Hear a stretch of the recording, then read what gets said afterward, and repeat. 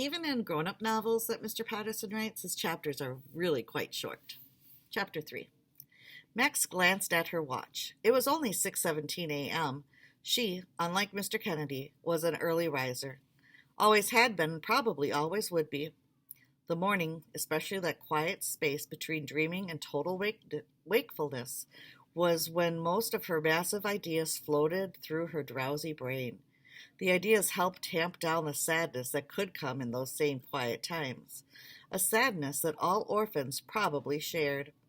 Made more intense because Max had no idea who either of her parents were. Max creaked her way back up the hall to her room as quietly as she could. She could hear Mr. Kennedy already snoring behind her. Max had decorated her own sleeping space in the stables building, the same way she had decorated all the rooms she had ever temporarily slept in, by propping open her battered old suitcase on its side to turn it into a display case for all things Albert Einstein. Books by and about the famous scientist were lined along the bottom like a bookshelf. Both lids were filled with her collection of Einstein photographs and quotes. She even had an Einstein bobblehead doll she'd found once upon a time in a museum store dumpster. She used it as a bookend. Max couldn't remember where the suitcase came from.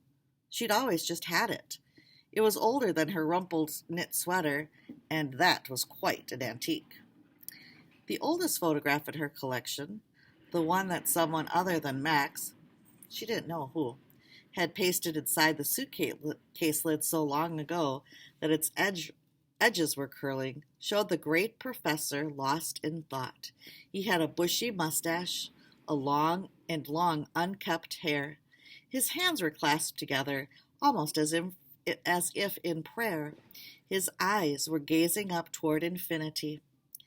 The photograph was Max's oldest memory, and since she never knew her parents, at an early age, Max found herself talking to the kind grandfatherly man at bedtime. He was a very good listener. She became curious as to who the mysterious man might be, and that's how her lifelong infatuation with all things Einstein began. Here's a picture of her suitcase.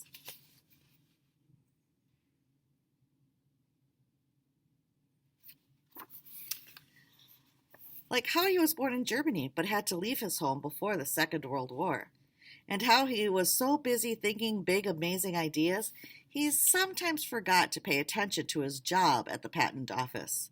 They had a lot in common. Next to the photograph was Max's absolute favorite Einstein quote: "Imagination is more important than knowledge." Unless, of course, you don't have the money to make the things you dream up come true, Max muttered. Mr. Kennedy was right. She couldn't afford to build her green gas mill, and she couldn't ask Mr. Sammy Monk for the horse manure or anything else, because Mr. Sammy Monk couldn't know anybody was living in the abandoned floors of the horse stable. She'd just have to imagine a different solution to the squatter's heating dilemma, one that didn't cost a dime and could be created out of someone else's discarded scraps. Max turned to her computer, which she had built herself from parts found. It was amazing what some people in New York City tossed to the curb on garbage pickup days. Max had been able to solder together, with a perfectly good soldering iron someone had thrown away as well, out of discarded circuit boards, unwanted wiring, abandoned processors, rejected keyboards, and one slightly blemished retina screen from a cast-off MacBook Pro to create a machine that whirred even faster than her mind. She also had free Wi-Fi, thanks to Link NYC public hotspot system. She could even recharge her computer's batteries, discovered abandoned behind one of the city's glossy Apple stores, at the kiosk just down the block from the stables. Reliable Wi-Fi was one of the main reasons Max had selected her current accommodations. Easy access to a top flight school was the other.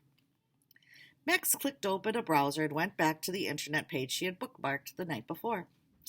It was a nightmarish news report about children as young as 7 working in perilous conditions in the Democratic Republic of Congo to mine cobalt that ends up in smartphones, cars, and computers sold to millions across the world. The children, as many as 40,000 of them, were being paid $1 a day to do backbreaking work.